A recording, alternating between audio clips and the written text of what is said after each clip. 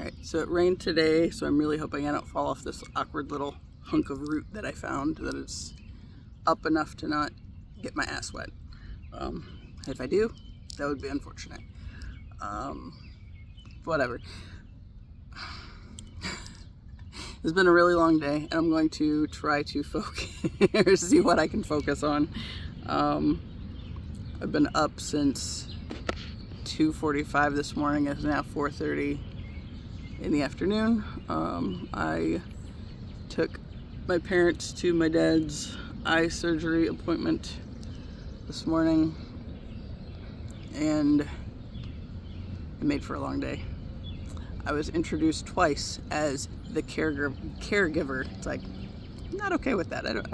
No, I don't want that title. I'm not going to claim that, any part of it, just because that is what the females in the family were specifically, brought up to do. That's not what I'm going to do. So, it was actually kind of funny when I, the second time I was introduced that way, we went back to where my dad was at after the surgery was over, and we were in there for like a half hour before he was able to leave. When I went out to get the car, the nurse asked me about it, and I was just kind of like, yeah, no. It's like, well, I didn't really know what to say on that end without bringing everybody into the family drama and all that bullshit. It's like, yeah, that's complicated. But I went out to the car. Yeah, I've talked about many times about Philadelphia following me around as a potential place to go in the not too distant future. And it's been following me around for a while. So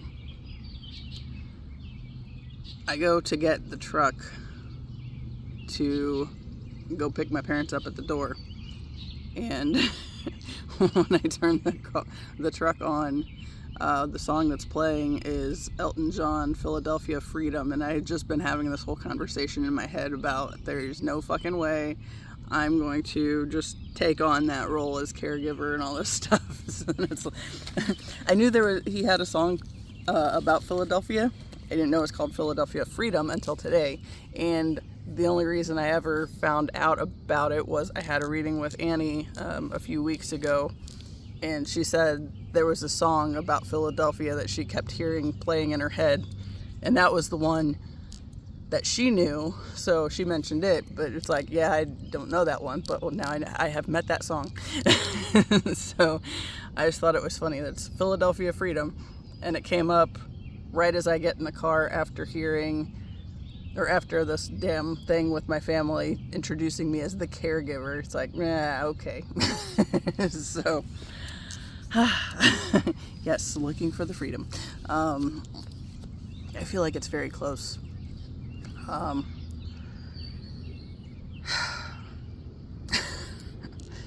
So when I woke up at 2:45, it was partially because Ziva woke me up and there was 3:33. She heard my parents up because apparently my dad didn't sleep at all, and because he was pacing rather than sleeping, my mom couldn't sleep also, and then she would kind of start to fall asleep and then he'd wake her back up. So it was just like, apparently Ziva heard them and I was asleep, only from like 11:45ish to 2:45ish, so like 3 hours. That was my sleep. But yeah, she woke me up, and then I just laid there for a while, and of course couldn't fall back asleep. It's like, damn it. Okay, so then I was just, my wheels were turning, right? And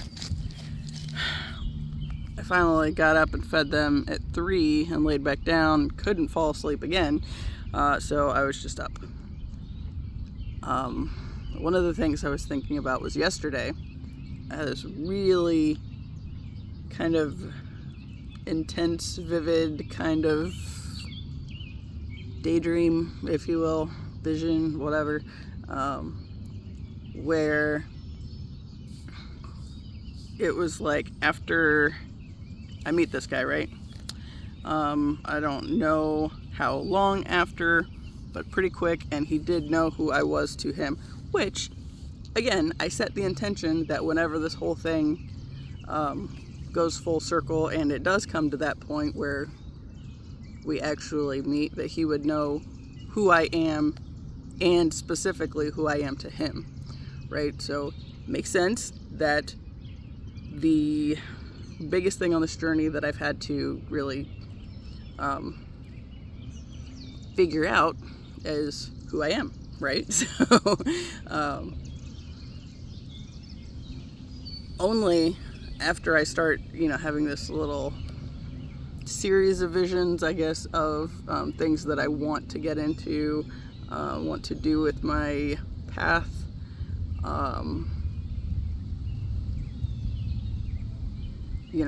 talked about rebranding and working on a logo, and I was kind of working with that again today, because I have this idea in mind that I really love.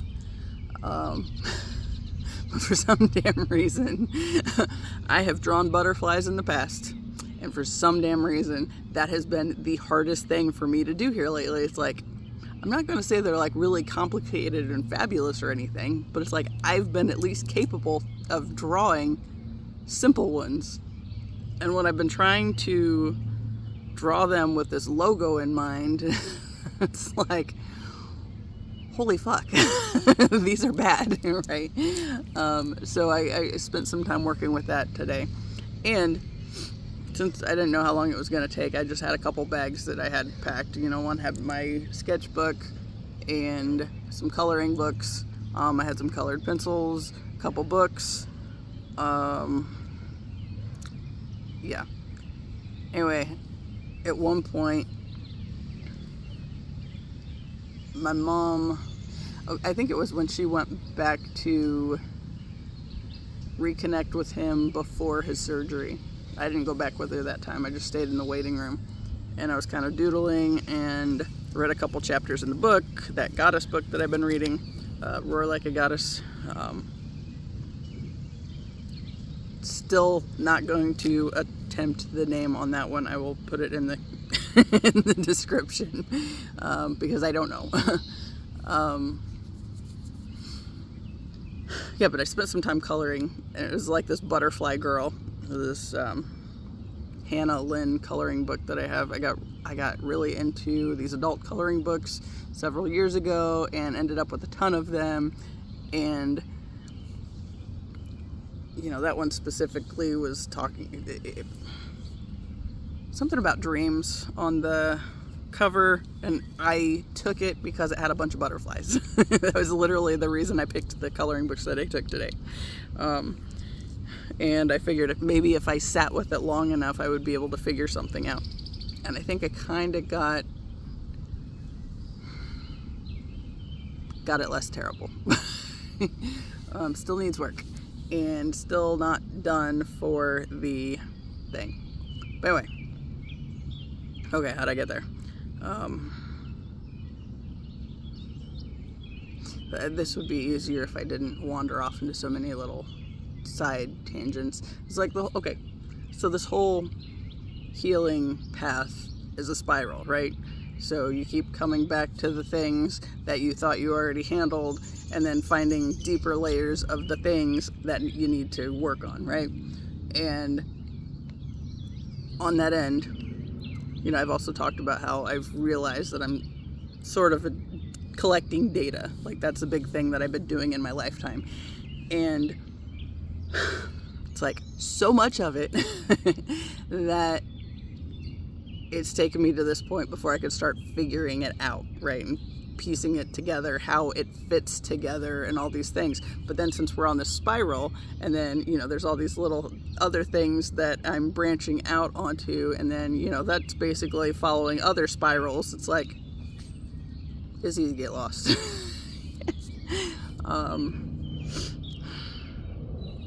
Yes. And I'm really tired. Okay. So where was I going with that? I don't know. Before there was the vision dream thing that I started talking about from yesterday, right? So, okay, going back to the point on me figuring out who I am, right? So this is like all these things coming together, and I've talked about rebranding, and I talked about getting the fun earrings that, yes, Eklektik Shelf, she made these special for me to go along with my Healing Chaos card, because I feel like this is kind of me. The chaos of the tornado, but with the transformation of the butterflies. And yeah, so I'm finally feeling like I'm getting an idea on my direction for where I'm meant to be going, what I'm meant to be doing specifically, which is huge. And like I said, since I set the intention that the twin flame would know who I am and who I am to him specifically, it would make sense that I need to figure that out first, right? So now that I'm figuring it out, it's like, now 11, okay. It feels even closer, I guess. So yesterday I wake up, and or like as I'm waking up, I find myself in this sort of little daydream thing, right? And I don't know at what point in having met him it was supposed to be, but it was new. And like, okay, I saw myself with my hand on his forearm, and he said, it felt like it was one of those things where we're kind of like moving out of the daydream kind of thing as well. So there's kind of like this little rush. I don't know. But it's like as it's kind of starting to dissipate, I hear him say, "I don't want to let you go." And then I give him a kiss on the cheek and I say, "So don't." And then I like snuggle in, and we have a moment, and then I like open my eyes, and it's freaking 8:19 on the on the clock, which again is following me, which I eventually figured out was his birthday, right? So it's like, okay, so like just the whole thing just felt like a whole new level of this kind of connection, I guess, because there've been a lot of daydreams and visions and whatnot, and I've pieced together all sorts of weird stuff in those times. But then I've kind of been sitting with the idea of like, what exactly, what are the visions? What are the daydreams? What exactly does this stuff mean? Because it all seems to have a lot more to it than I really paid any attention to before. Although I have had some other dreams that have been really strangely vivid, like in the past. Like the big one when I was in undergrad. I talked about the creepy house that I was staying in, and I was concerned about mental health breaks and all this stuff. And I was in a room in the basement, and there was like this boarded up window in there. And my dad said he thought it was like maybe an old coal chute or something, because it was a decently old house, I guess. But newly finished, sorry, bug on my elbow. Fully furnished or finished basement and whatnot, but it was still like musty as hell and kind of felt damp. In general, even if it wasn't raining, it just always kind of had this damp and musty feeling and whatnot. And at one point, I had like this dream that was like a series of things, and there was 444, where the first scene of it was like I had 3 of my cousins in the car and we were going back to, I was taking the two that lived furthest away from me back home. Like, we were coming home from a movie. And it's kind of a weird little thing because, like, we never actually had any of those moments. However, with the aunt whose kids I was taking back to the house, real life, she did take me to a movie when I was like 6 or 7. I think we saw Little Mermaid in theaters.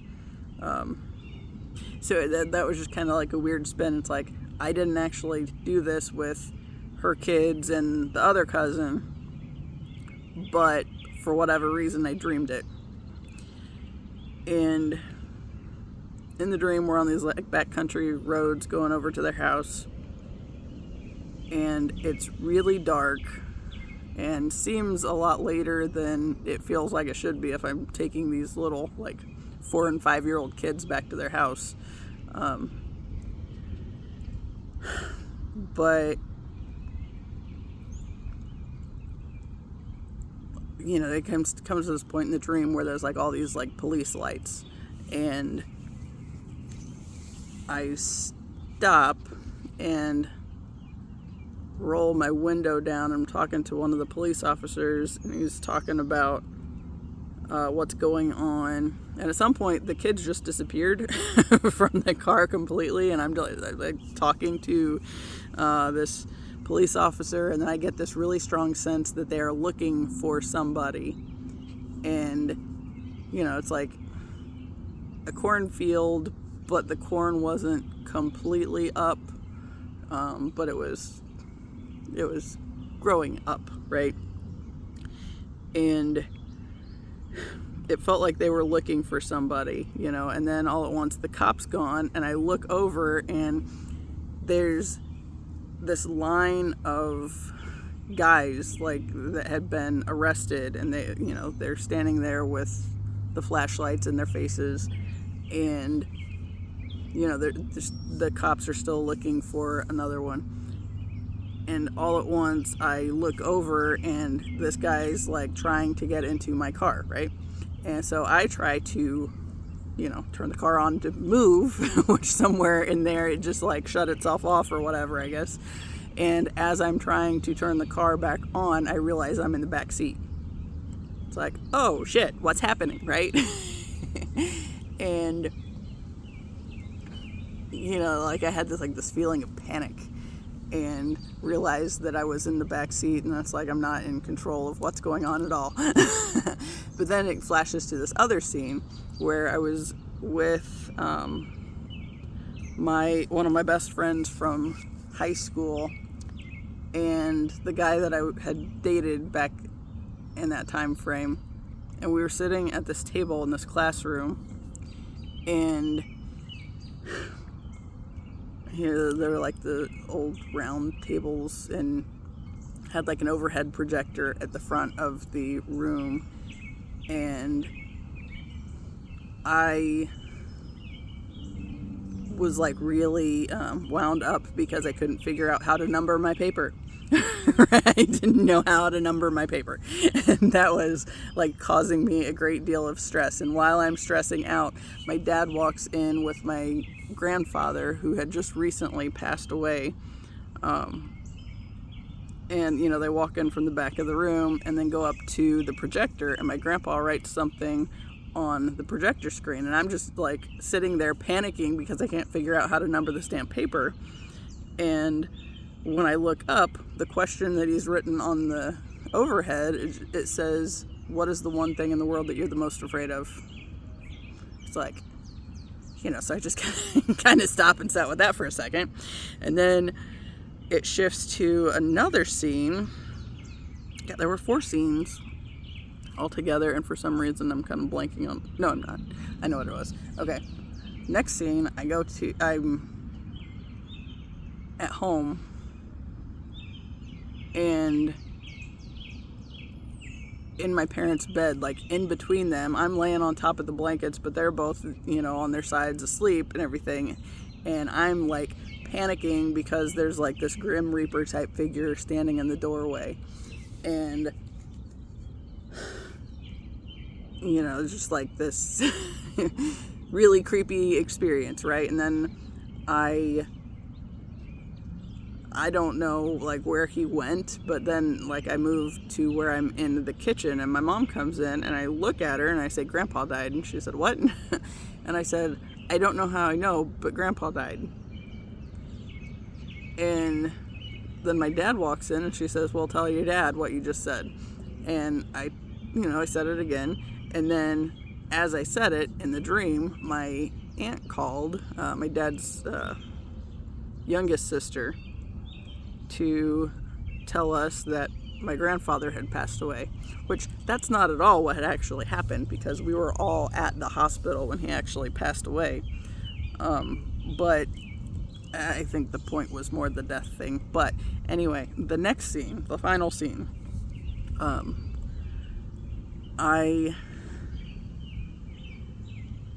actually, that might have been the final scene. I think the next thing was just where I was waking up and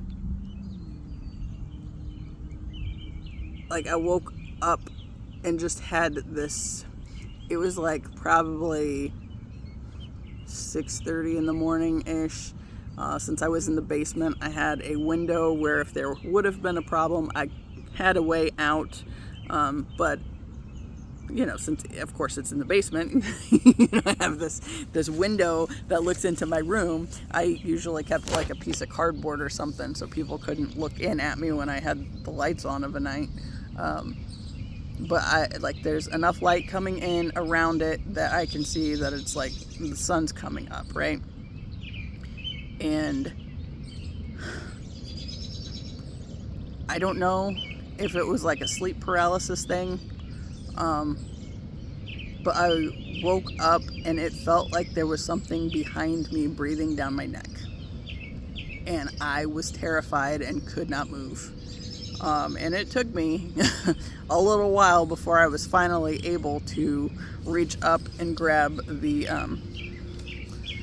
switch to the lamp that was over my bed, to 2222.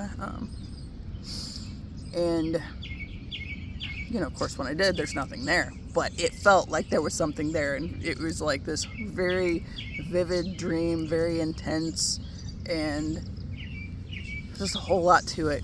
And then I wake up and I feel like something is literally breathing down the back of my neck, and I can't move. So, okay, so why did I tell that story? That's a good question. I think just the point of the, I've had vivid dreams.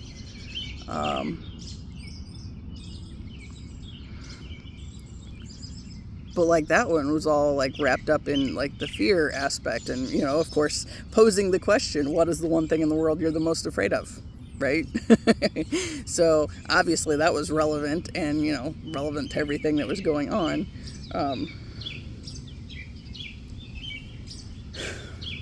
But yeah, like I don't know, I think it was the way the dream or the daydream vision, whatever, felt yesterday morning. It felt kind of like that dream did, like not in a bad way at all, but like that kind of vivid, and it's like so real and so close, right? So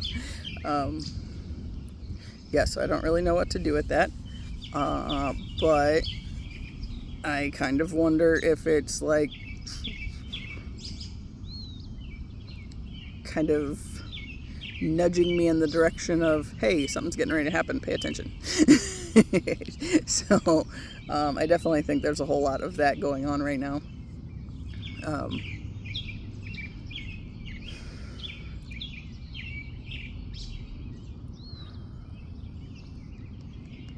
And I'm trying, like the biggest thing right now that I'm trying to focus on is not pushing myself to do things because I feel like I have to do them. Just kind of chill and wait for the thoughts to come, receive the thought, do the thing, right? Do whatever comes with that thought. And I've talked about, I feel like, Fords, like one of the big things right now is the damn storage unit. I talked about when that, like the last time okay, the first time it came up was because I had told a story on one of these videos where I, for whatever reason, ended up talking about, you know, what I had done in the process of leaving my ex that last time, and, you know, how very much, what's the word, calculated everything was. You know, like I had the job, the delivery job that I worked out to $75 every paycheck went into the joint account, and then I opened a separate account for the rest of it to go into. And I did that immediately before I even started the job, I think, just so he would only ever see that $75 go in there and wouldn't know what beyond that I might have made. So, you know, that was the first thing. And then the next thing was I went and got a storage unit and started moving my stuff out. And I started with like the least obvious place, right? Or like, okay, like the shed. I went to the shed and it's like, what do I need or want out of this shed? Because I knew that was the place he was the least likely to go and realize stuff was disappearing from, right? So then, you know, after that was we had this closet on the back porch that had a bunch of odds and ends in it, and then just like DVDs, clothes, things like that. They're just kind of packing up whatever I thought he wouldn't notice. But anyway, like when I was telling that story, you know, of course, the point of the storage unit was a big, important detail. And then as I've been trying to figure out how to shift out of the situation that I'm in with my parents right now, it occurred to me that it's like, I've already done this before. I had the practice round, if you will. I did the thing. I left the X, and this was something that I had to do on the process. Of course, now I don't have to start, you know, a whole nother bank account because my parents are not connected to my bank account at all. So they won't know what's going in one way or another. But, you know, that storage unit piece, it's like when I sat with that idea for a little bit, it's like, that's what I'm supposed to do. And I was not able to do it last week, mainly because I talked to the girl about the earrings so much, and I had talked with her like all week, and she made like, I think like 8 different pairs of earrings based on things that I had suggested or asked about. So it's like, I'm not going to not get these after I've, you know, annoyed her all week about this stuff, and, you know, wanted like the vultures and the hawks and the things. So it's like, that was kind of the priority at that point in time. But this week, the priority is the damn storage unit, so I can start, you know, like getting my stuff out of the shed again. You know, and the nice thing is I don't have a whole lot of stuff left at this point. I mean, I still got a shit ton of stuff, don't get me wrong. I don't have near what I did because I've spent the past, you know, 6 years purging as I've been able, right?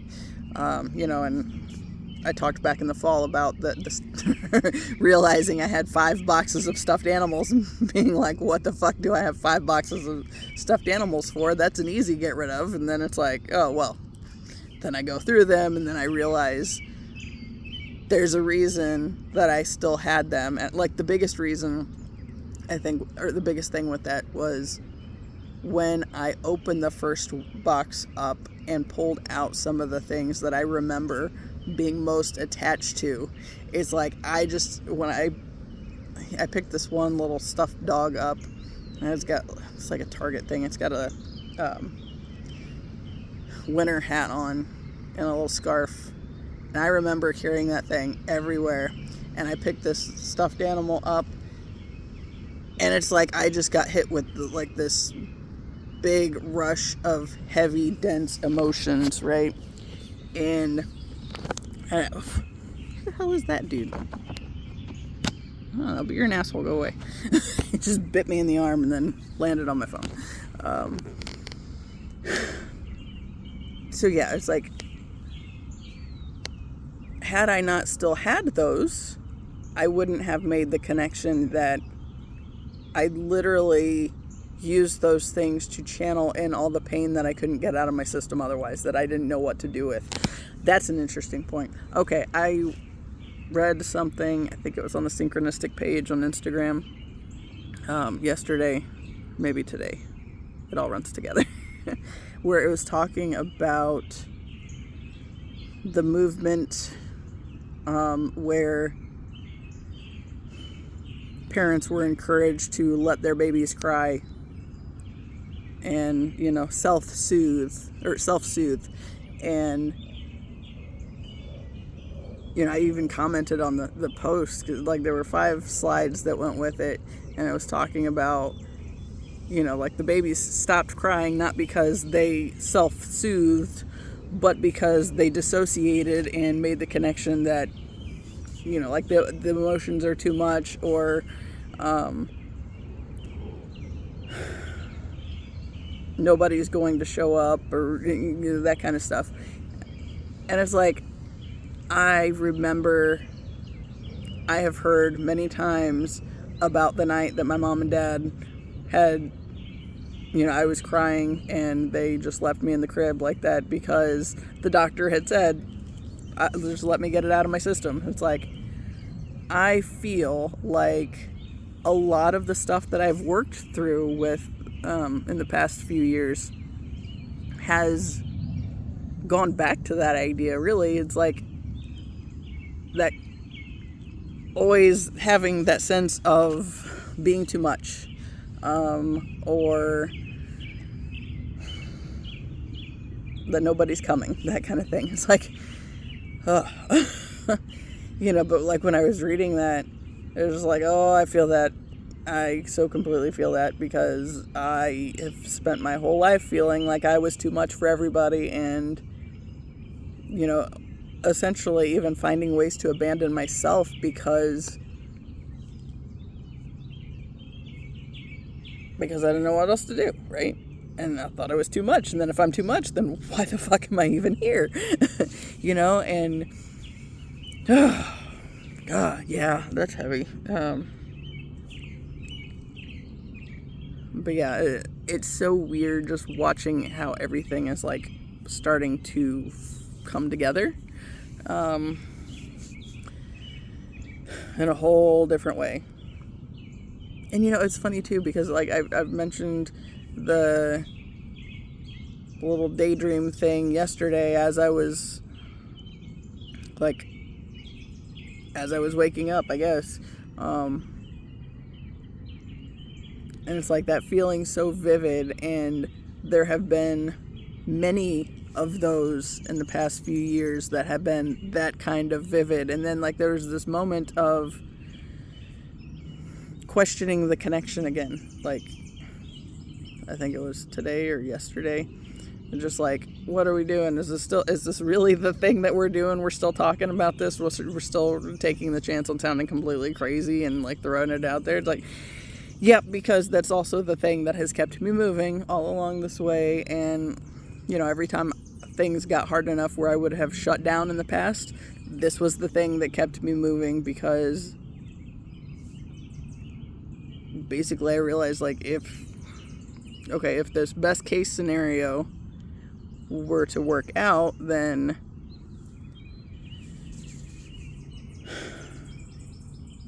I would need to not be the hot mess that I've been. Holy crap, that spider was moving fast. I don't know where it came from. It just zoop, right up my arm. Probably came off this tree. Yeah. But it's like, when I sit with that thought, it's like that momentary, what are you doing? Why are you still talking about this thing?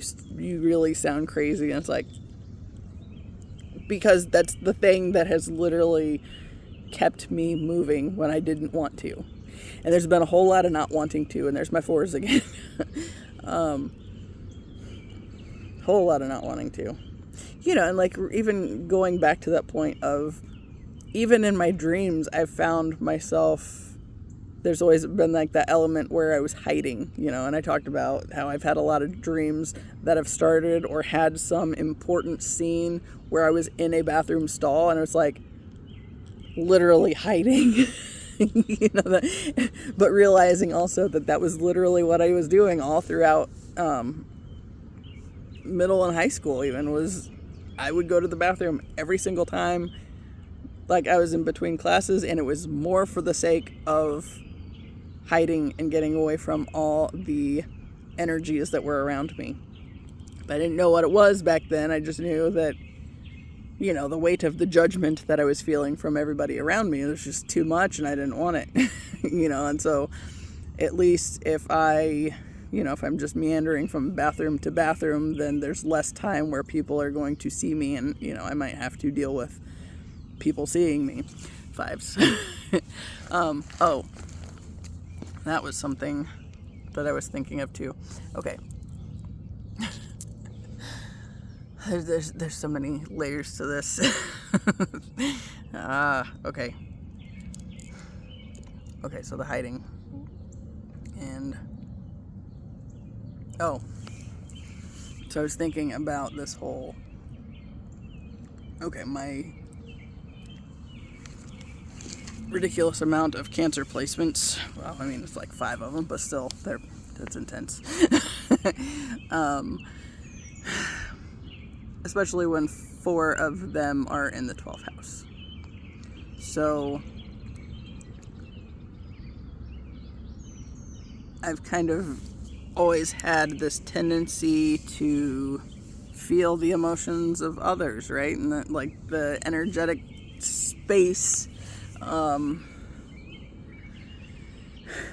get pulled along with others'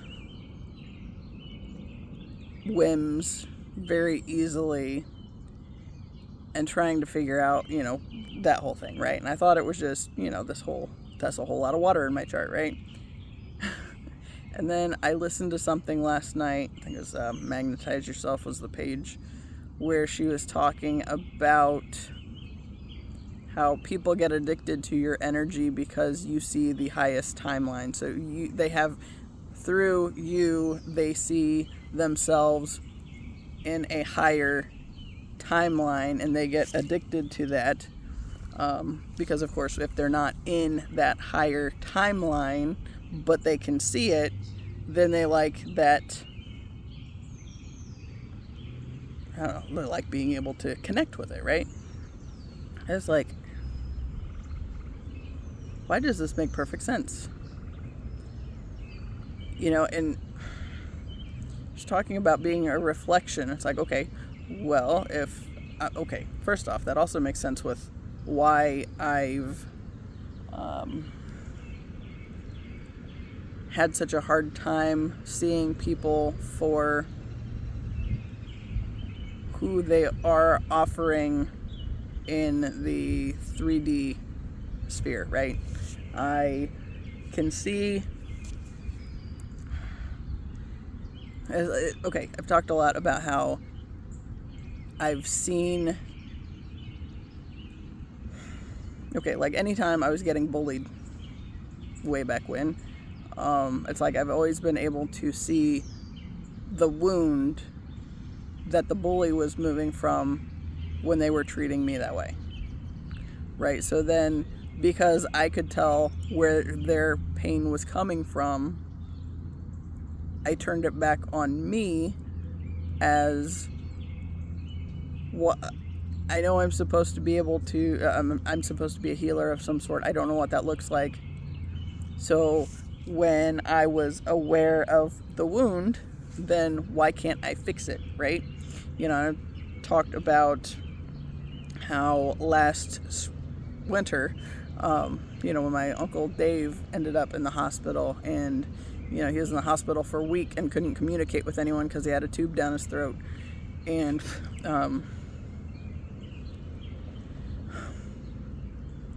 it was bothering me that I couldn't do anything for that situation.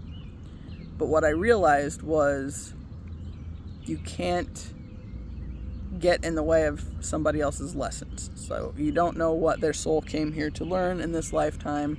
It is not your place to fix everything for them. Just because you see that where the wound is coming from doesn't mean it's your place to fix it, especially for like people like my family who are very content with living in their wound. You know, I talked about that book I read. Oh crap! It wasn't The Wisdom of the Shamans. That was another book. I'm gonna. I think I just turned it back in at the library too. I have it on a piece of paper somewhere. But I think it was José Ruiz was the author, I think. But he was talking about something about praying the shaman's way. Yep. Anyway, he had this section where he was talking about if you don't know how to properly pray for people, you can actually do more harm than good, because you can interfere with the lessons that their soul came to learn, right? So you don't know if somebody might have some sort of lesson wrapped up in the, like my mother and her inclination to want to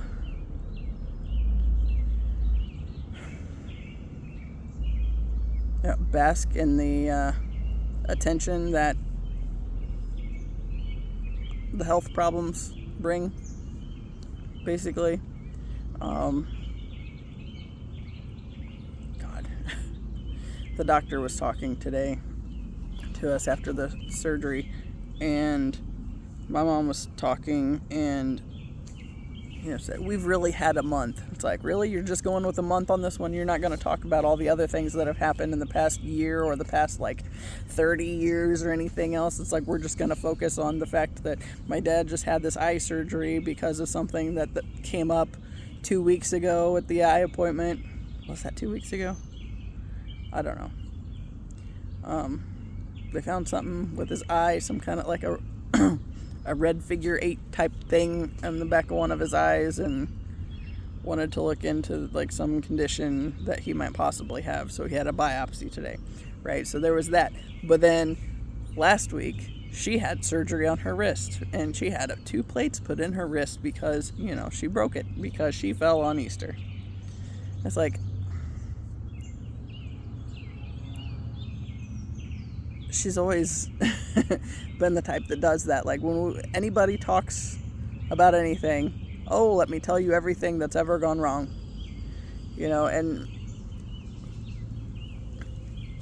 my brother and I kind of had this conversation not that long ago, because there's this cousin that used to show up at our house a lot. And I think my great-grandma got after her because she was showing up and visiting my mom, but she wouldn't show up and visit her own mom. But this was like a cousin that was like my mom's age. So she should be able to do whatever the fuck she'd want. She's a grown-ass adult, right? But my great-grandma got after her because she was not visiting her mother, but she would come to town and visit my mother. And spend hours upon hours. They'd be baking.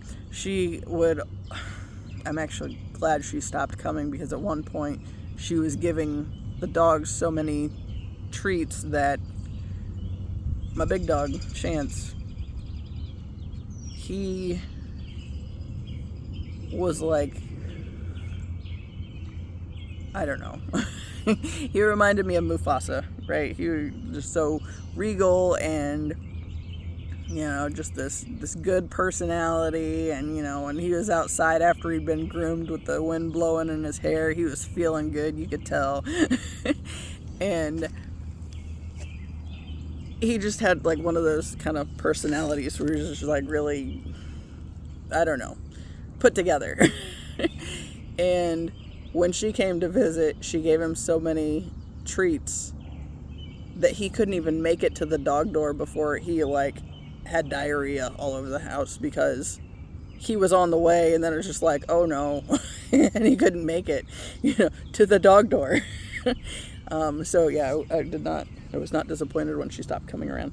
But anyway, the point of that was after my great-grandma got after her, and I don't know all the details on her doing that, just that she did it, and her mom, well, my great-grandma was gone, and that, my grandma's one of 4, and that sister was the second youngest, and she's also gone.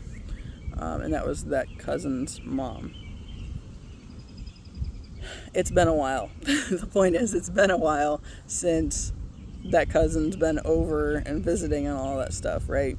But after my grandfather passed away, she sent my mom a message saying sorry for your loss, and it was not a real extensive thing. She said, like, I think there were like 2 or 3 sentences that she said, and my mom sent her back a 6-page email about everything that had gone wrong for my grandfather in the past several months, and blah blah blah blah blah. It's like, vibes. Yeah, but it's like, you know, I told my brother about that, and, you know, he told his wife, and we were sitting there, and it's like, 6 pages? It's like 6 pages. I don't even remember why we figured that out specifically. I think my mom had gone back to it or something and said, she was making a big deal about all the stuff she told her. It's like, she just said sorry for your loss and like something else, and then you just send her a novel of everything that went wrong with him and why she should feel sorry for her or something. It's like those kind of things. It's like realizing that just because I can see somebody living from their wound or living from this point of, you know, for my mom, like the validation seeking from other people and whatnot, it really that is annoying me. I have a spot on my nose. Like a scabby spot. Oh no, could I pick at my face? I should stop. But yeah, it's like when I read that in that book, it's like, oh yep, that's that whole situation. See, but like the way that I've always been is when I've seen people living from this wounded place or the attention-seeking place, like, okay, for my mom, you know, I see the little kid that was trying to get her daddy's attention, and the only way of doing that was to enable the shitty behavior that he was doing, right? Like, and going along with, I mean, essentially bullying people for one thing.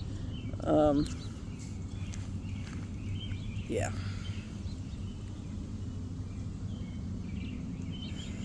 Okay, but how'd I get there?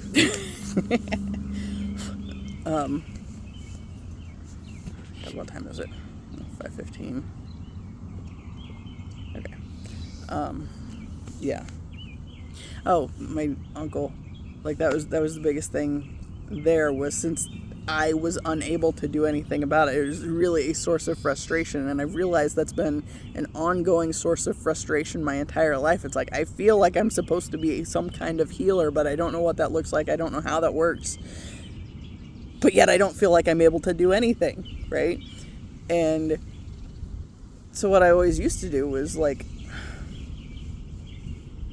make excuses for the bad behavior and then turn in on myself and basically attack myself for not being able to fix other people's stuff, right? And, you know, going back to those cancer placements and like,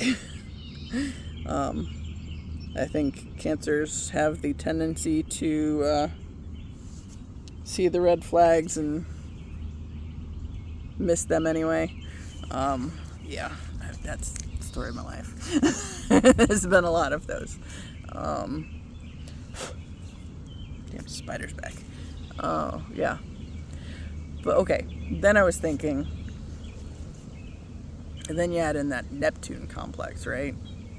I don't know what all that means. I think my Neptune's in like 5th or 6th house, and I don't know what that means either. What I do know is my pattern app said I have a Neptune complex, and not everybody has a Neptune complex, but I do. And what it does for somebody who has this thing is adds a whole lot of water. It says it adds a tremendous amount of water to the chart. It's like, fuck, I needed more water, right? the other water wasn't enough. What to make it more? But then I'm thinking like, okay, it's talking about how you see everything with this kind of dreamy gauze overlay of it, and going back to that point of being able to see higher versions of people than the one they're showing in the 3D. So, like my family, when I can try to jump through hoops to do things to make their situation easier, but completely miss the fact that they're literally sucking the life out of me, and that's okay with them. It's like, but that's not okay with me. But it was, because I thought that was what I was supposed to do, right? So, like, okay, if I can't do anything about it, then what the fuck's going on, right? That damn spider. I don't know if it's just one or if there's multiples at this point, but yeah. And, okay, so I found this, like, 2 sticks that I kind of bridged over the little chunk of the bottom of the tree trunk, and so I'm kind of tipping. But anyway, so going back to the Neptune complex. So okay, so add more water in. It's like, I feel like this explains why I've a better connection with the dream space, right? Like, my entire life I've tended to get lost in the dreams and not known how to bring anything down to the real world, right? So yeah. Ugh. But then, okay, there's this, when I was still in Alabama with my ex, he had something on the TV, and there were like 2 things. There's a cardinal. One of them was talking about the legend of the Rainbow Warriors. And it's like that. It's like I was just walking through the room and like I heard this thing about it. And it's like, that's why I'm here. Like, just automatic clue to who I am and who I'm supposed to be in this world, right? So, and that it goes on with the time when the earth is dying and all these I don't remember what exactly was said, but like when there's like all the natural disasters and things, then a group of people will rise up that are basically here to help heal the earth, right? So can't do it for the people, but hey, if I can I guess invest my efforts toward the planet, that might be a lot better. I talked about how with Mother's Day this past weekend and not feeling particularly warm and fuzzy toward my mother, then I was, I've always gotten my mom plants for the yard, and then realizing it's because I can dissociate the fact or the idea that it's for my mom, and she can just accept that it's for my mom, but meanwhile it's like really this thing that I'm doing more for the planet instead, right? And going back to that point in the yard work the other day, I did get the fucking poison oak, and that pisses me off. And I wasn't so sure this morning that's not trying to be it there. So tomorrow I might have to make myself go to the clinic, because if it's on my face, I'm not fucking with that. But yeah. But going back to the dreamy overlay, and since I can daydream about everything and that's another point of the daydreamy thing, right? So I saw this little clip where Aaron Dowdy was talking about how, if you go through a lot of trauma in your early years, then you have the tendency to not feel safe in your body, and so you move more from like this spiritual space and less able to ground things into reality. So it's like, okay, add another layer for me having my head in the clouds. Cool. Great, just what I needed, right? So then, when it comes back to this twin flame thing, then I think he's going to make up for all the earth that I don't have in my chart, because there's literally not a bit of earth. I have, of course, whatever, I don't know where the earth signs fall into my houses, but there are no planets or anything that give them any sort of oomph. So, nah, I got no earth. So I figure he'll make up for that, because that's part of how this connection is supposed to work, right? But since I've been, kind of operating from this upper chakra space, right? The crown chakra, third eye chakra, these things and not feeling safe in my body for various reasons, trauma included, and Neptune complex included, and then lack of grounding placements, and then my own, just a whole lot of Cancer placements and all that fun stuff, right? So, plus, my ascendant is in Cancer as well, but that's in the first house. But my descendant is in Capricorn, and something that I've read on the Pattern app talked about looking for somebody who is a source of stability and can hold things together while you figure them out, kind of a thing. And it's like, oh, cool. So add another layer of that. And now the sun's moving on me. But yeah, I've spent some time kind of thinking with that idea too. It's like, okay, so then there's another cardinal. Let me see. Yeah, there he is.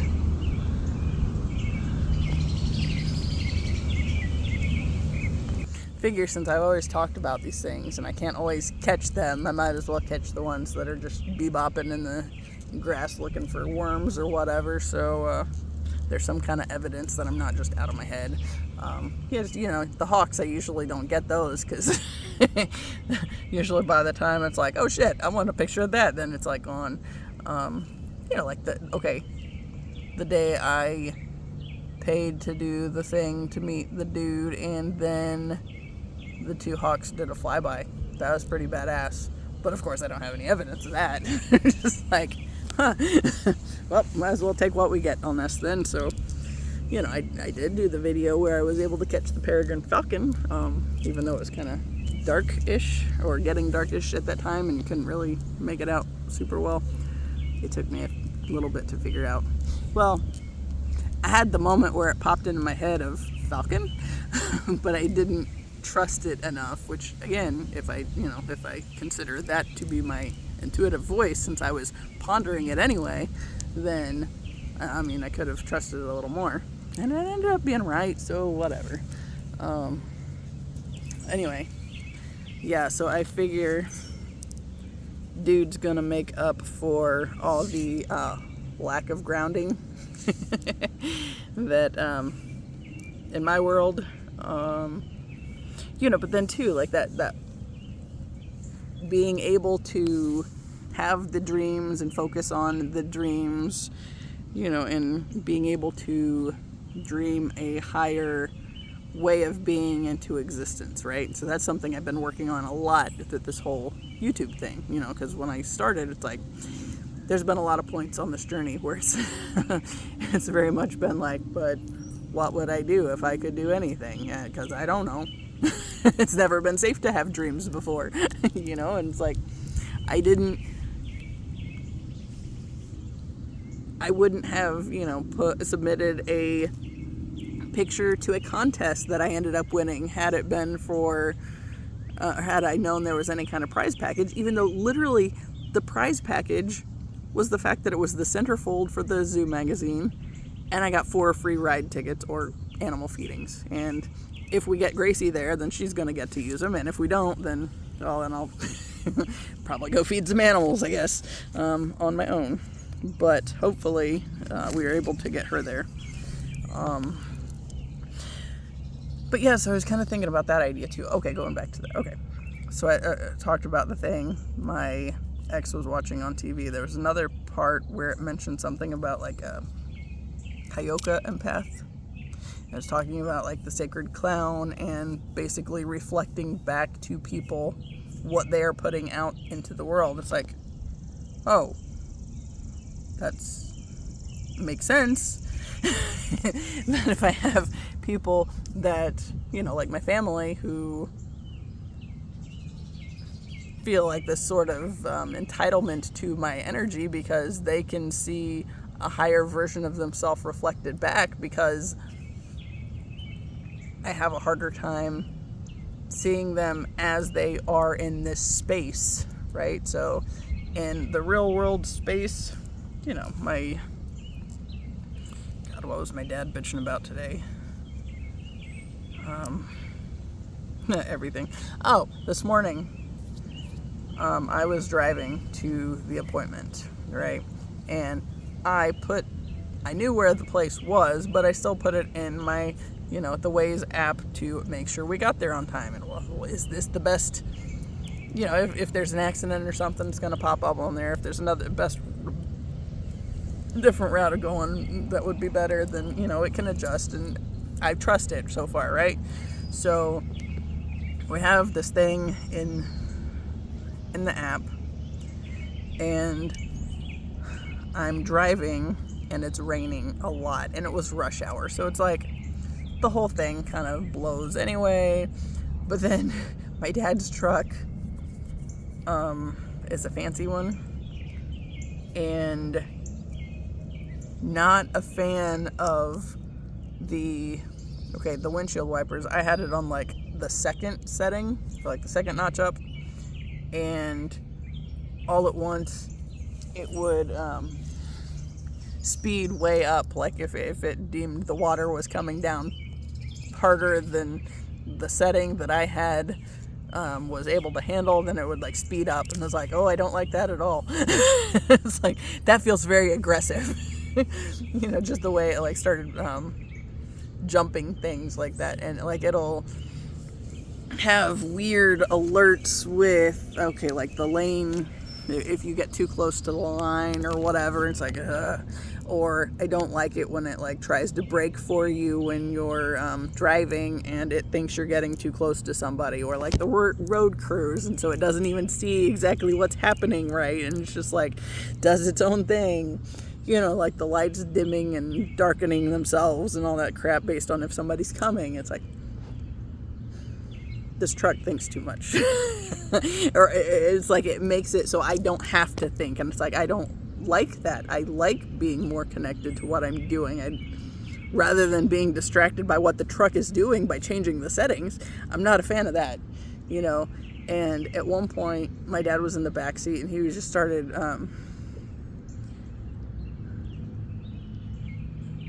just kind of this kind of a thing, and like it took me a few little bit to really register what his deal was, but then it was like, this is his truck, his baby. He's like, you know, this truck is wonderful, and we're talking about things that we don't love on it.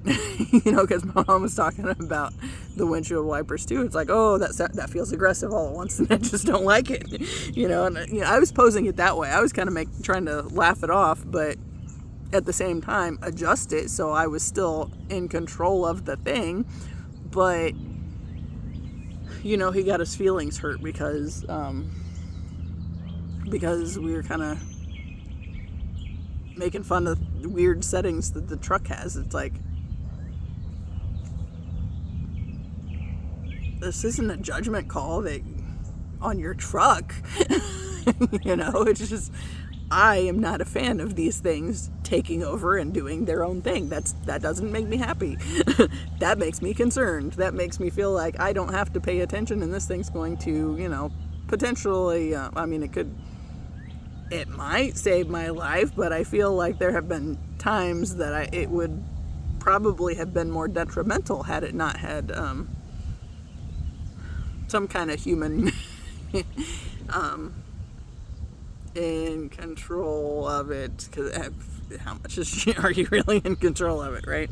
But like the stuff like that he does, where he gets his feelings hurt because we're talking about this thing, but it's like, it's literally a truck. It's not who you are by any means. It's like, it's not really that much of an extension of him, is it? But then, or like the other day when he got mad because he told Gracie, the 8-year-old, that he didn't like her, and he got in trouble because that's a dick move to tell an 8-year-old child that you don't like them because your wife ended up sugaring her up and making her act a fool. I will say he has since apologized, right? But still, it's like that stuff that the apologies mean nothing to me because it's not changed behavior. And I know that in a heartbeat he's going to do the same shit again, right? But to appease everybody else, he apologized and told the kid he loves her and all that stuff. It's like, okay, I don't buy it. I am pretty sure the kid doesn't really buy it either, especially when the next time comes up. So it's just going to be like the series of, he got pissed because everybody got mad at him for saying the mean thing,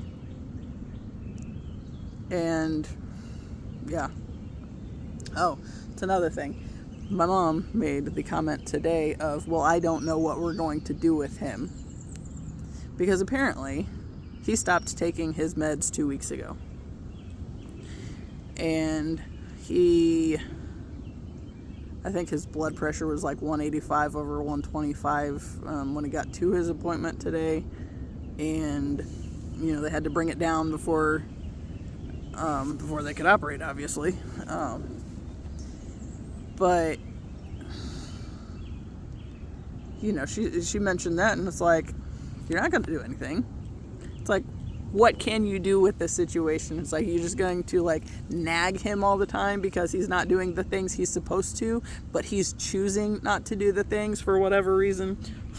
So it's like, that goes back to, if he has a death wish, that's kind of on him. I'm not going to bend over backwards to, try to make him act like he cares about himself or should care about himself when he doesn't give a shit about himself or anybody else, for that matter. It's like, okay, well, that's on you, right? So, yeah.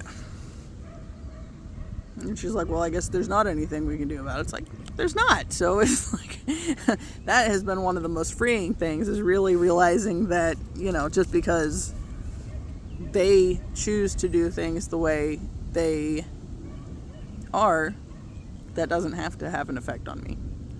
And being mindful of my boundaries and knowing that they literally just want to pull me down into their chaos, and I don't want to be in their chaos anymore.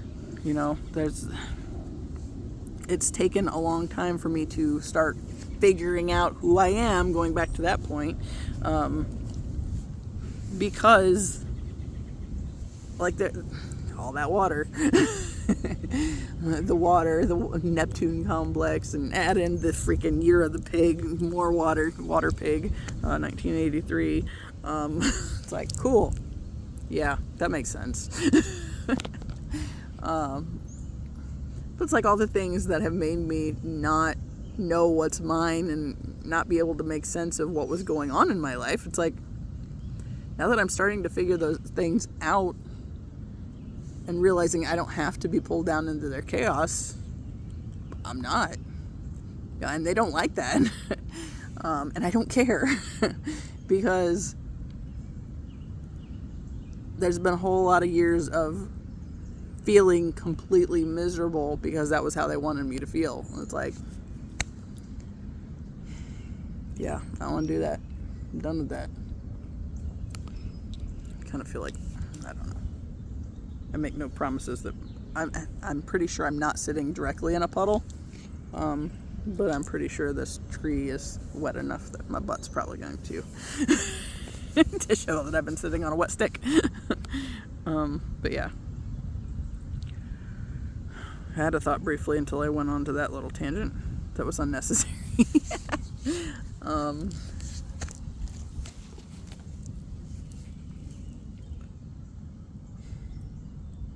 Yeah, so like this is the kind of stuff that I start thinking about in the middle of the night when I can't sleep, and it's like, oh boy, I should write this down. You know, so I text it to myself and make a lot of sense of things, and I'm on. This is the last entry for book 12, the journals. I have like 3 pages left, and then that one is full. And then I got this new one that it's like it's from this Vampire Freaks shop, and it's like the lovers, but it's ghosts. And it's really cute, so that'll be 13. So yeah. But that'll be next up. So there's, 111, and then whatever on the, 11, 14, all the things. I didn't see it at 1:11. I saw it at 1:11:14, but there was still 11:11, well, broken down. But yeah, I know there was something else that I was going to talk about. Oh, another thing that I was thinking about the other day, it kind of goes back with that Neptune complex thing too, and being able to dream the things and see higher timelines and whatnot than most people can access. So the other day I was thinking, I think I was skating. No, I was walking dogs. I was thinking about, okay, so I talk about metal music a lot. And big fan, and it's basically been the thing that's like, I keep connecting with it. I have always, like, my brother introduced me to Metallica, I think when I was 8, and The Unforgiven, like, that song, like, the words of it just kind of drew me in. It's like, I feel this all the way through, right? And so I've always loved that song, right? And then, they've had other songs. I've not listened to like several albums or anything, but I've listened to several songs, and that I've been really into along the way. And then, like, okay, so there was Metallica, and then there was Rammstein, Du Hast. My brother got me into that one too. My brother. Okay, he did not get me into Tool, but I got really into Tool because of Drumline, because we did music by Tool, right? So, it's like this thing that keeps dancing in and out of my life, right? And, of course, there was that span of time where I was trying to be a good church girl and wasn't listening to it because I thought it was bad. Other than that bullshit, which is partly where this came from. So I was thinking the other day, it's like, that makes perfect sense. It's like, okay, so consider that, like, this whole community of people, right? It's basically,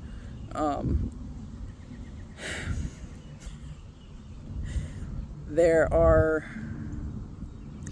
whole lot of religious folks out there that, want to condemn those types to hell and all that bullshit, and then, of course, the more you embrace the darkness, then the worse they're going to deem that you are because of this thing, right? But this is literally, this is like the whole transmutation process, right? So, okay, like the big thing that, these bugs. Be out in nature, it happens. But yeah, I kind of like leaning on the trees for videos, to be honest.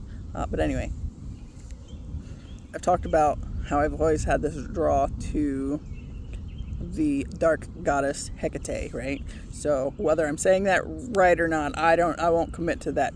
But I made the Google pronounce it for me, and that was how it pronounced it, and I've heard somebody pronounce it that way, so I'm gonna roll with it, but I don't honestly know. But I've always been drawn back to this dark goddess figure, right? And it's like, didn't really know much about her, other than the idea of guiding people through the darkness, kind of a thing, right?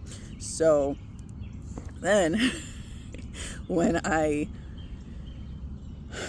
dogs, right? My mom's called them my hellhounds. This pack particularly, she calls them my hellhounds because, like, they are their whole own chaotic thing. You know, I call them my chaos crew. And in 2020, I watched this gem goddess reading where she said, like, she pulled this card that had a black dog on it, and she said specifically, it's like, black dogs are important and mean it's about time. I was like, well, obviously that's for me because this is the only time in my life I've ever had black dogs, and I have 3 that are primarily black. Although I will say, you know, with Chance, he was like, okay, there was Chip. Chip was just brown and white. He was a little Chihuahua Terrier mix. Chance was my dog, family dog, but still my dog. And he was a sable Sheltie, but he had the most black of any that we'd had, right?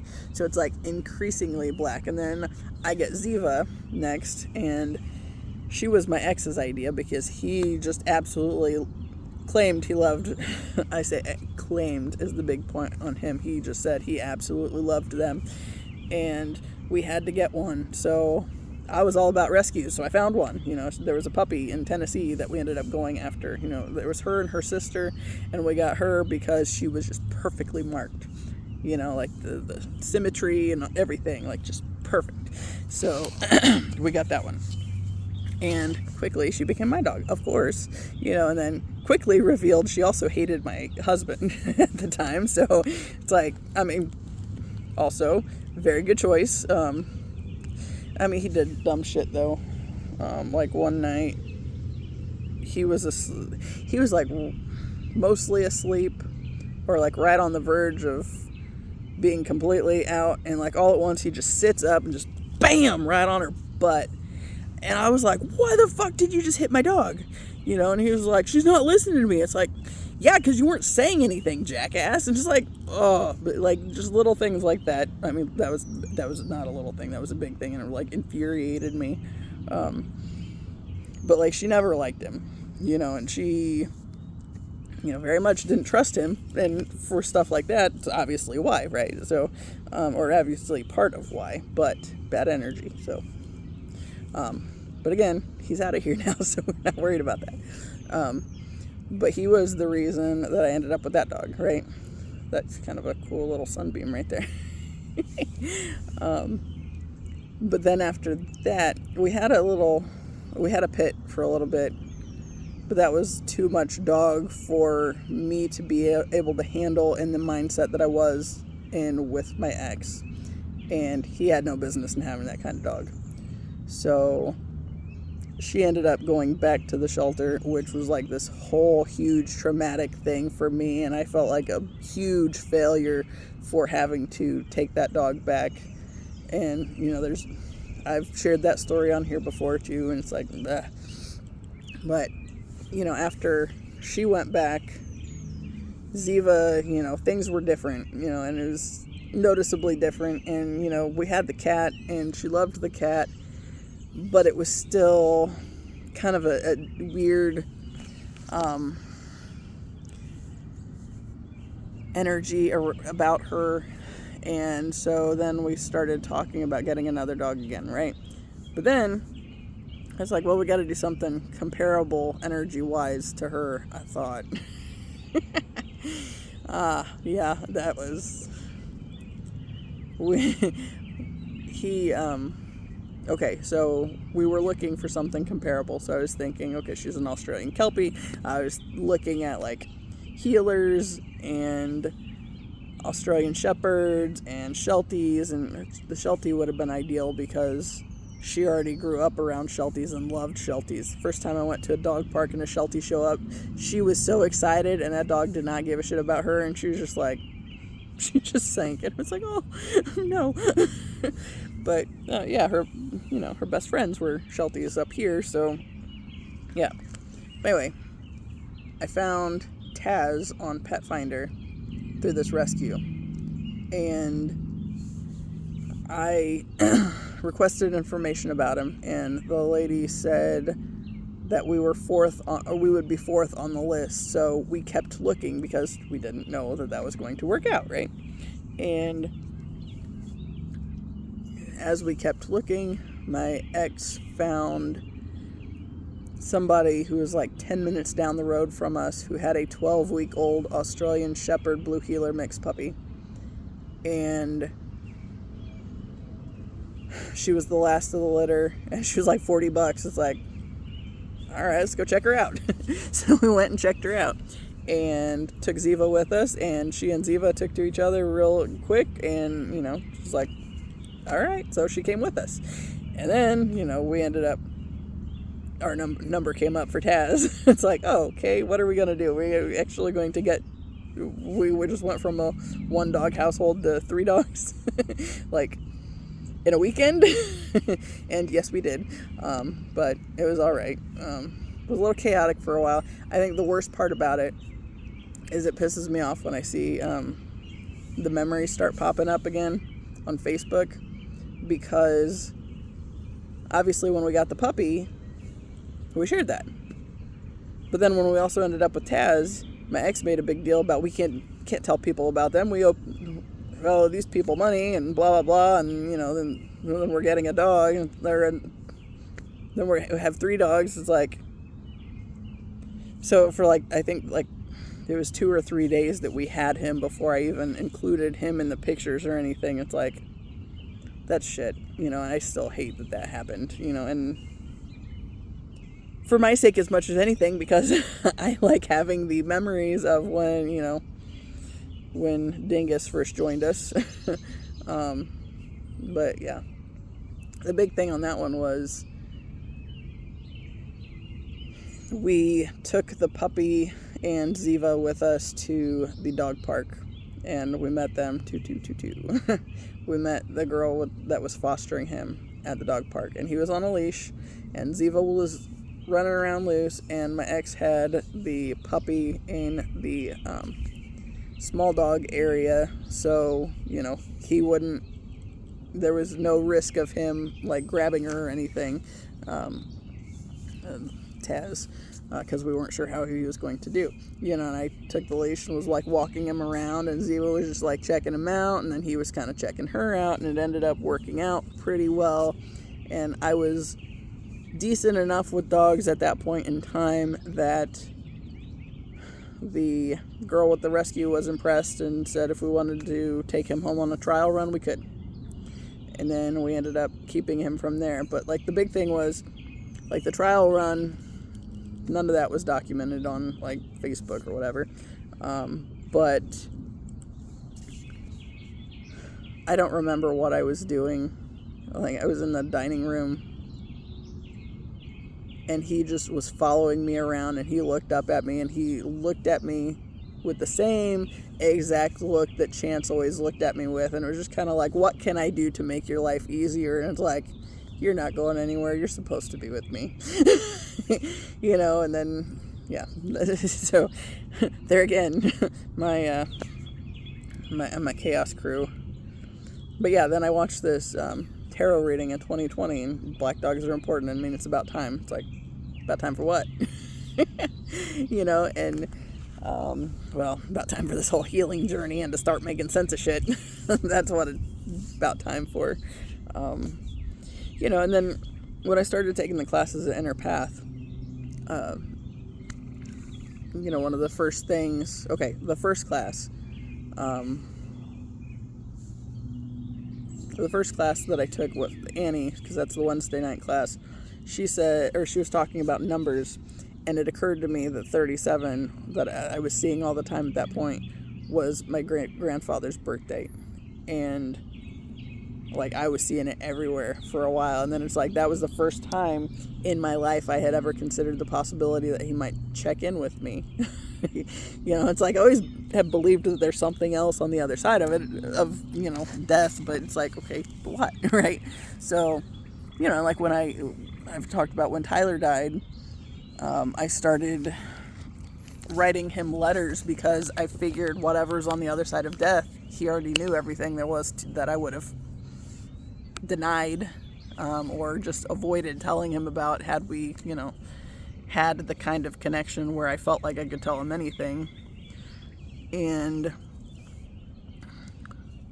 so like after he died, it's like, well, he already knows this shit anyway, so there's no point in hiding anything anymore, right? So I just started writing him letters and owning up to all this shit that I never told anybody. I just kind of carried it because I thought I had to, right? And then it's like being able to write and make connections was like, it finally allowed me to put the suitcase down for all the shit that I've been carrying. It's like, I don't want to carry this shit anymore. It sucks.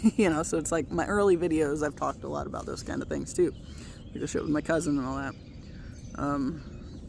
But yeah, the next class was the Thursday night class, and Lanita said that, okay, first thing she does with new students is check in with their guides to see what they need to focus on, right? And she said, my big thing was I needed to work on grounding and shielding and protecting my energy. It's like, okay. So we started talking about like all these, rocks and things you can use for grounding and for protecting your energy kind of purposes and whatnot. And before we were done with the class that night, she said you can also use color, and she talked about how, black is a protective and grounding and shielding color, right? And it's like, oh, so you mean at this time that I didn't know, I didn't have any way of protecting myself, then I end up with these 3 dogs that are ultimately, a means of protecting me when I didn't know I needed to protect me, right? And then the next week in Annie's class, she said,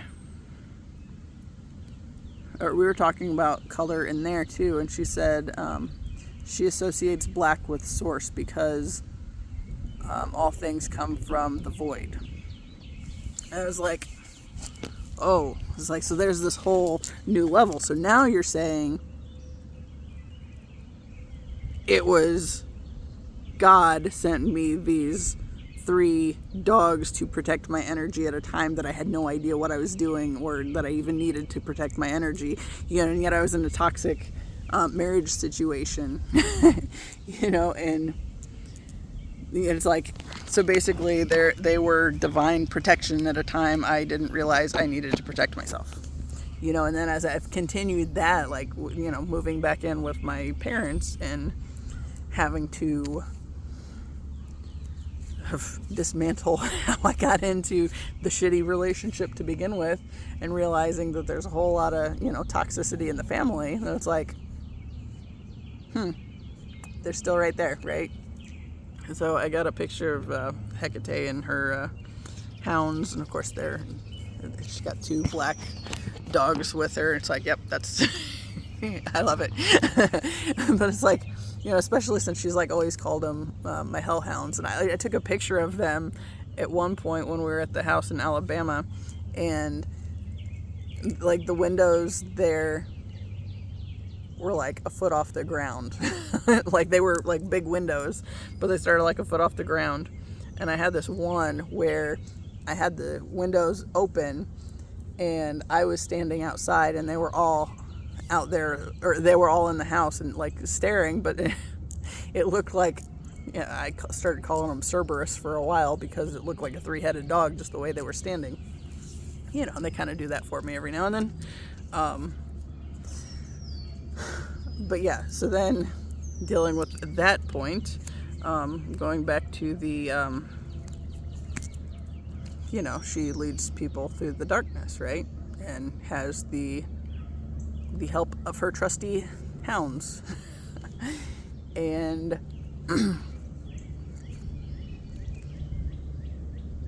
So then, like, I've talked a lot on here about how I've always known that there's some kind of leadership thing that I'm supposed to be doing, but I don't know what exactly that looks like or anything on that end, right?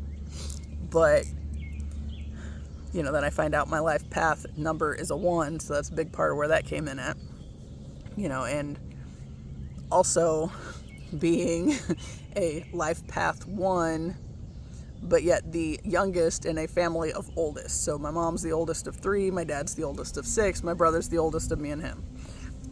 Right, so then it's like I always just yielded to whatever they wanted, just from the standpoint of it was easier to not make waves on that end, and, you know, not get them all wound up with their oldest child needs and whims and all that crap.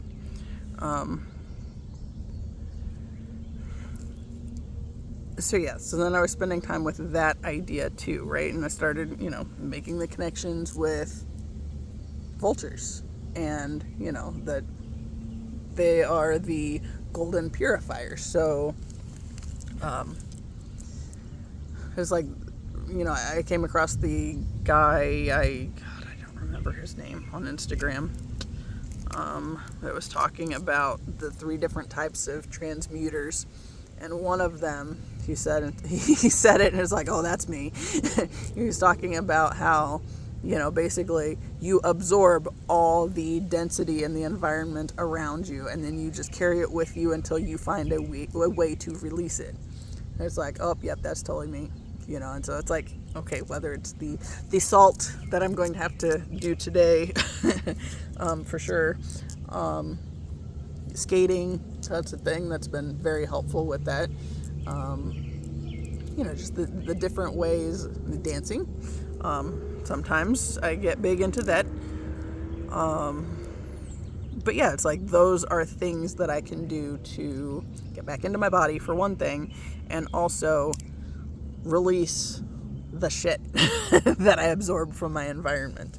You know, I'm also thinking like the little video, it's like a little cartoon that I saw that's, the one I saw was talking specifically about empaths, and, you know, it shows the guy goes and he's talking to or he like stops at like a bridge where somebody's getting ready to jump off, and they have like this pain, and then he absorbs that in that part of his body, and then, you know, he comes across a couple that are fighting, and then, you know, he absorbs that from them, but then they feel better, but then he's carrying the stuff, you know, and he keeps collecting all this stuff, this dense energy from the environment around him, and then he goes home to his dog, and then, you know, it's like the dog has collected all sorts of the dense energy as well, but then as soon as they're together and, you know, they have each other, then it's like they both release it. It's like, see, that's kind of like that whole thing too, like my life, right? So going back to the metal thing, because I'm getting better at looping back to the point. The other day when I was walking, I was thinking about like the metal music, and, you know, just how a lot of people, especially religious type people, have a really bad view of metal music and all these things, right? But the beauty of metal music is metal music don't care, right? So immediately I think to, of course, that Apage Satanas song by Running Christ, right? And I just absolutely love it, because when I looked up the words, it's like the freaking Lord's Prayer right there. And it's like, you know, that's gonna, okay. The day I played it when I was walking the dogs around the cemetery, there was this old guy there that I'm assuming is probably very much out of the churchy type community, right? And yet it's like just playing it is like the energy in the space. That dude, I don't think he was close enough where I could actually hear the drums or anything. But he started looking really nervous, and all at once, like he was trying to leave in a hurry. And, you know, I've like played it, and then, you know, my dad'll change the channel or whatever when I started playing it, because he's got political bullshit on there. That's not a 100% thing every single time, but there have been spans of time where it's like every time I play it, yeah, might piss him off if I'm actually just playing it and he can hear it or whatever, which I don't usually do that. And usually I play it in the headphones, and so I take it into my system, right? And then like whatever the thing is that I'm not a fan of, it's like it goes away. It's like, ooh, this is like magic. And it's the freaking Lord's Prayer, and that's like badass because it scares people that claim to be like these religious types and whatnot. And I love that. Right? So then I was thinking, okay, so basically like that's like this whole thing anyway, right? So okay, so anybody that's ever had some kind of line about a vulture or whatever, and I'm pretty sure there are plenty of those in the metal sphere. And yeah, it's like the connection to the vulture, right? So it's like because that transmuting thing is part of what we're doing, right? And then, of course, I'm wearing my skulls today, but then of course I got my tattoo, and that tattoo, okay, this one, the last one I got, so I used to have the Ichthus Jesus fish on the back of my neck, and I always liked the idea that there was this symbol that meant you were, or that you connected with this group, and then like the people in the group knew the thing about the symbol or whatever. It's like, I don't think a whole lot of people necessarily know, but what I've realized on this one is like, okay, how skulls are kind of everywhere with the metal stuff, right? And got the leggings today because I love them, and just because I'm talking, pointed it out to my mom today. This is like one of my favorite shirts. I got it at the Five Finger Death Punch concert that I went to back in August. And I said, when you need a little support from your friends. I think it was like the third time I wore it, and then it's like those hands are like right on my boobs. It's like, that's kind of cool, actually. So there you go. That's the little dumb thing that makes me really stupidly happy. Anyway. So then I'm thinking about like all this stuff with metal specifically, right?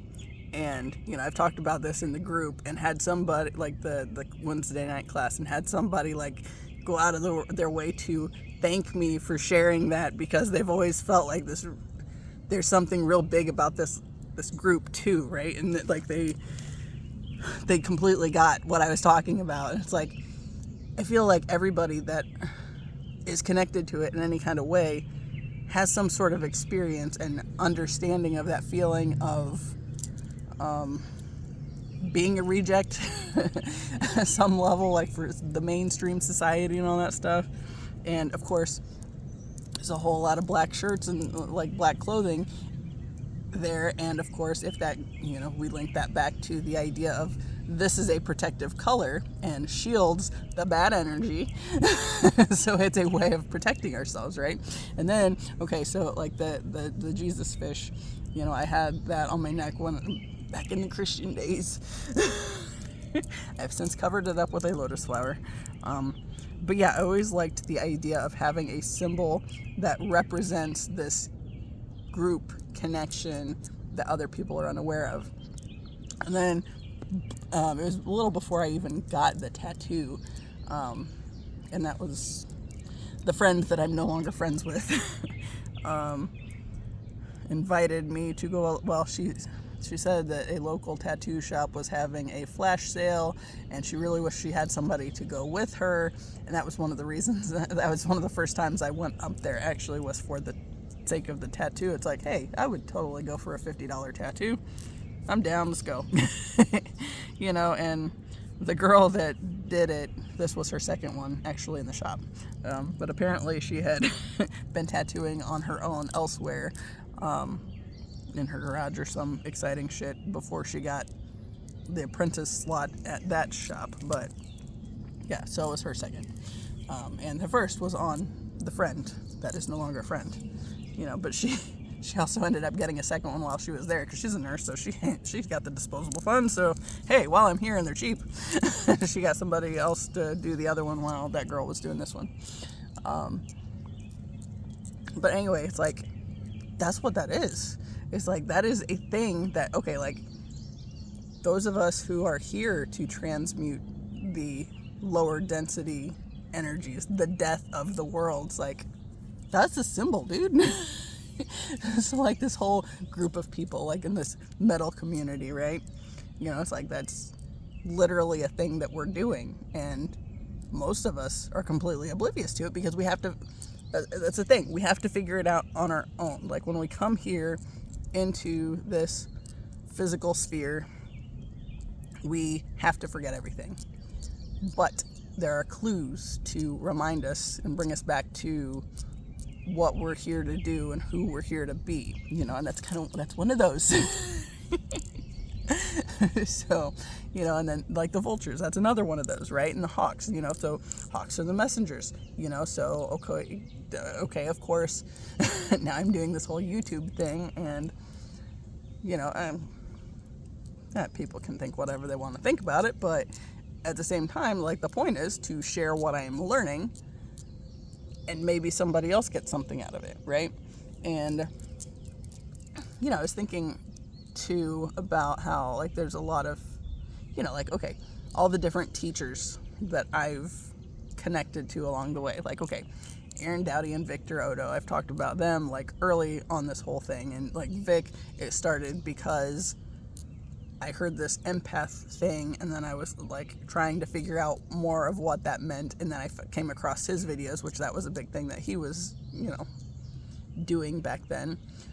So I started watching his videos, and then that connected me to Aaron's stuff, which got me into meditation a little bit, and then it's like, you know, like other things, it's like it started to piece together. But it's like, I mean, you don't want to find, like, one teacher and stay there forever. It's like, you get what you're meant to get from them, and then go on, and, like, we start, you know, as we share what we're learning, then we also kind of become teachers in a way as well, because, you know, it gives other people something to, you know, maybe they learn something from something we share, right? Or like the one, you know, that's an obnoxious dog.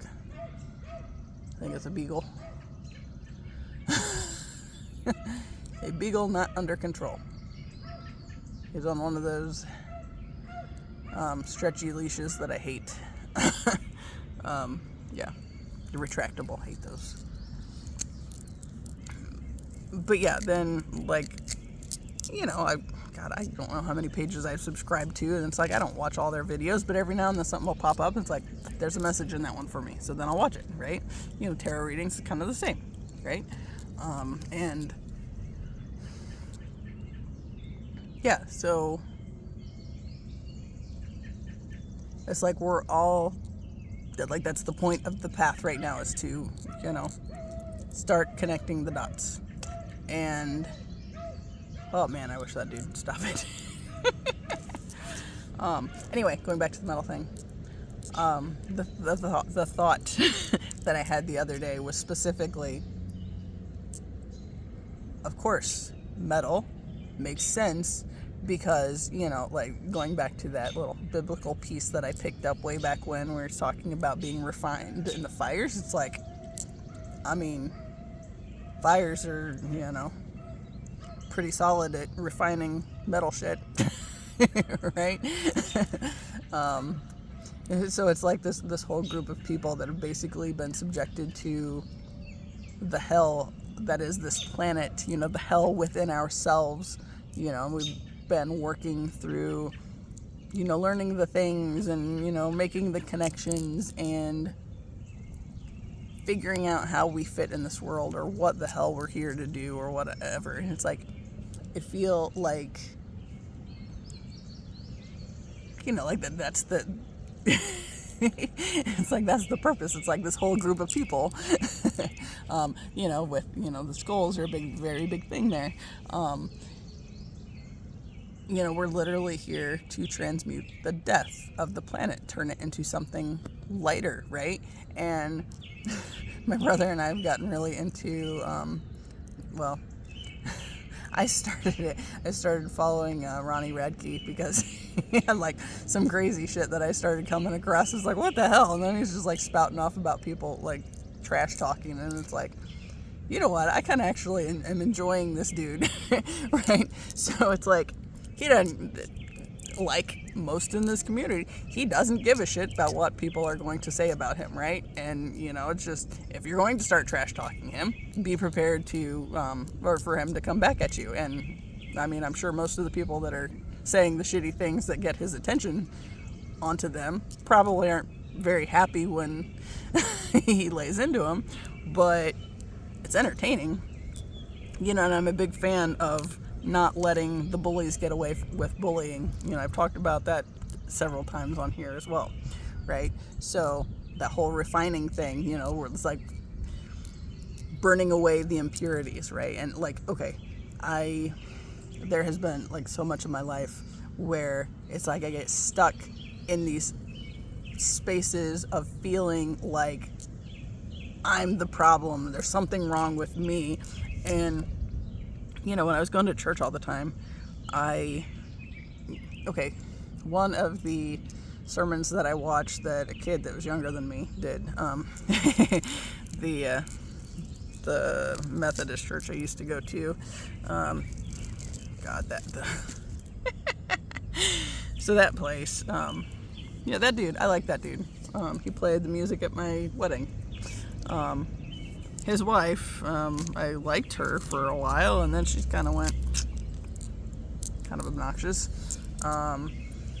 We were in this Bible study together, and my parents were in that because, of course, I was doing everything with my parents, and that's like so freaking obnoxious. And part of why I didn't go further in my life until, I'm starting to figure it out now, because, they were like the ultimate block on figuring anything out for myself. Right? So then I'm thinking, okay, what was I thinking? Oh, with her. I get enrolled in seminary, right? And it's like, I just knew that was absolutely something that I was meant to do. And the church, or the seminary that I went to, was associated with the Disciples of Christ.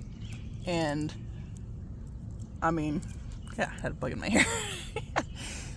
Like the big thing, like I didn't have a problem with that. Like my journey, undergrad and all this stuff, it's like I was trying out different churches and things, trying to find if there was a flavor that fit for me, right? And the closest I came was when an instructor that I had for a class that I was auditing, when we were introducing ourselves and a little bit of our religious background. Don't do that, damn it. I'm pretty confident I feel like that's that poison oak shit that I was questioning this morning if it's showing up on my face. Yeah, that was that spot, damn it. For fuck's sake. Okay, anyway. So when I was trying on when I told them my past with the church and whatnot, and I said I kind of had this idea of like this idea that something was mystical, and then I was wondering what that even meant. And then he connected me to like a book by this Franciscan monk named Richard Rohr, and I absolutely loved that man's books. And there were two of them, Falling Upwards and something about a diamond. Crap, I don't remember. But I've read those multiple times, and it's like, I love these books. And it's like that was the first thing, it's like, that really felt like home on a belief system, and it was mysticism. And it's like, well, I mean, that one specifically was Christian mysticism. It's like, yeah, I'm definitely not that.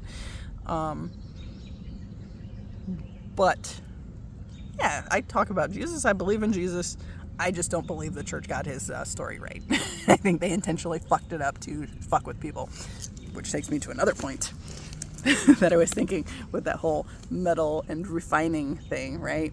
So then I'm thinking, okay, the number 6 has to do with harmony, right? Balance and harmony. This is like really bad loose numerology shit that I like picked up along the way. Again, like I picked the little things that I know are relevant, but I don't know how they're relevant for me yet, right? And that was one of them that, 6 has to do with like harmony. So if we're thinking 666, which I've heard stories about, it was associated with like Nero and the numerology of his name, because they couldn't just trash talk this like crazy ass dictator dude, because piss off the wrong people, they kind of kill you, right? So yes. So I'm thinking about this thing, right? And so that connection, right? But then like it's become like this whole different thing, and this mark of the beast thing, blah blah blah. But then it's like, if it has to do with harmony, and I think it's something with like harmony, bringing body, mind, and spirit into harmony, right? So it's like, of course, the religious community is going to want you to think that 666 is a bad thing, because if you're in any kind of harmony, then they lose control, right? So yeah, that was something else I was thinking on that end. Anyway, we're pushing 2 hours. Is there anything else I need to include to wrap this shit up? I don't know. I'm kind of ready to go take a nap, honestly. But yeah, this is a lot of stuff that I've been thinking about a lot lately. And but not always in the 3 a.m. thought processes and whatnot. But like, okay, even going back to the Hecate point, it's like,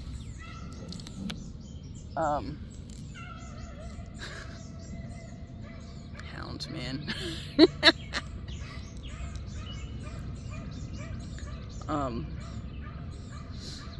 Okay, it's like part of, I guess, what I feel like I'm doing with, my connection to that, right?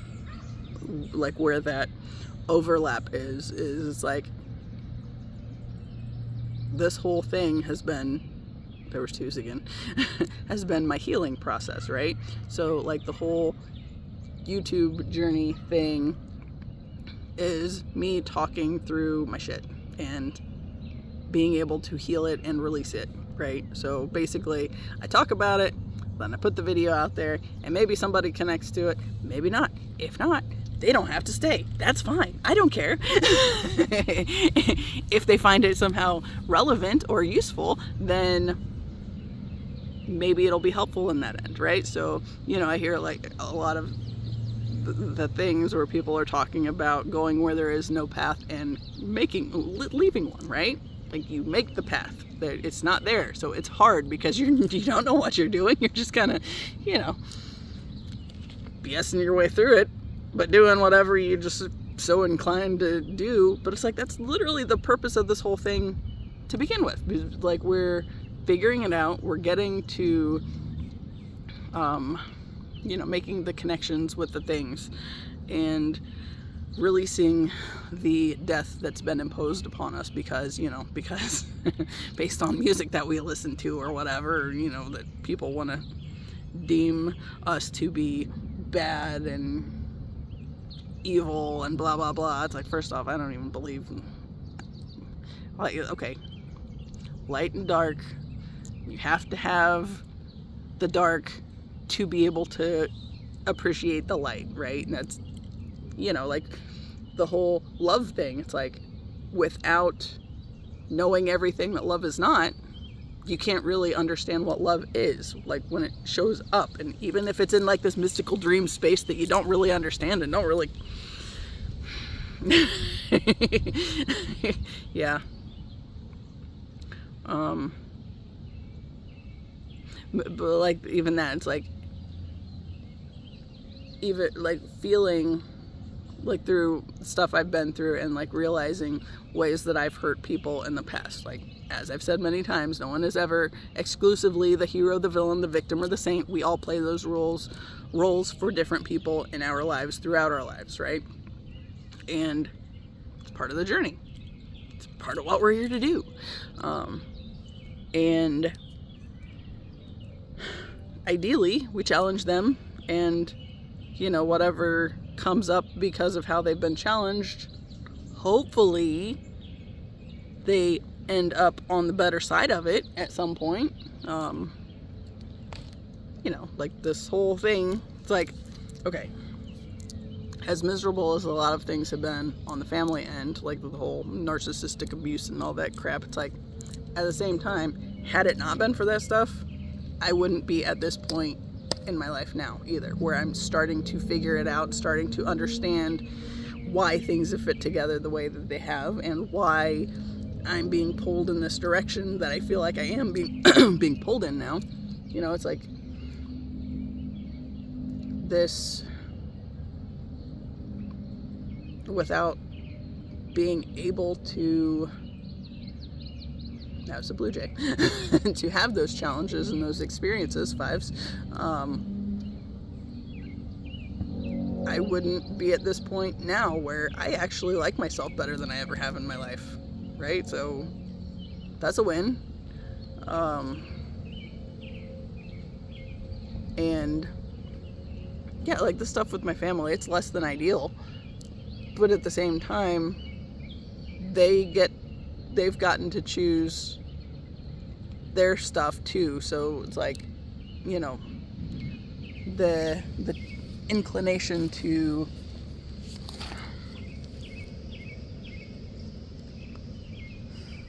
I don't know, be thrilled to death that you have something to get people's attention for because something shitty's happening or whatever. I mean, look, if that's your thing, then so be it. That's not my thing. And I don't understand how it could be your thing, but at the same time, maybe the only reason it's her thing in this lifetime is just for the sake of me checking the fuck out of here, right?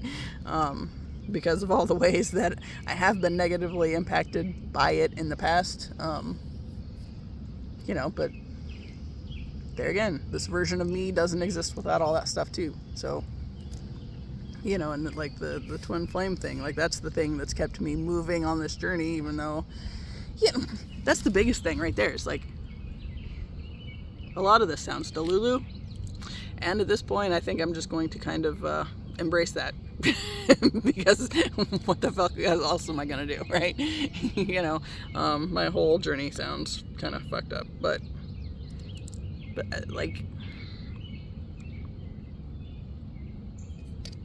I don't know. Yeah, I feel like I'm like on the verge of just talking in circles. So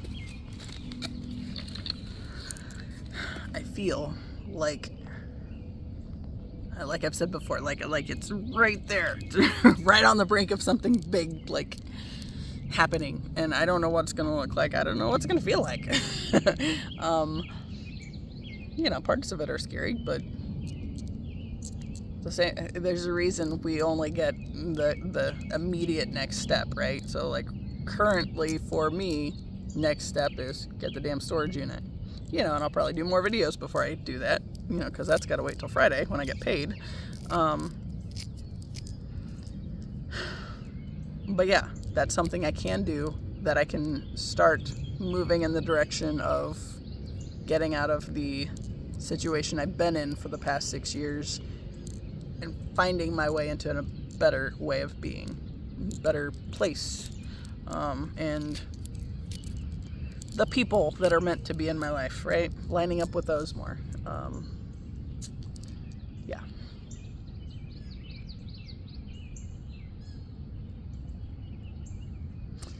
Yeah, so I'm gonna call it. And as always, I appreciate you. Until the next time, see ya.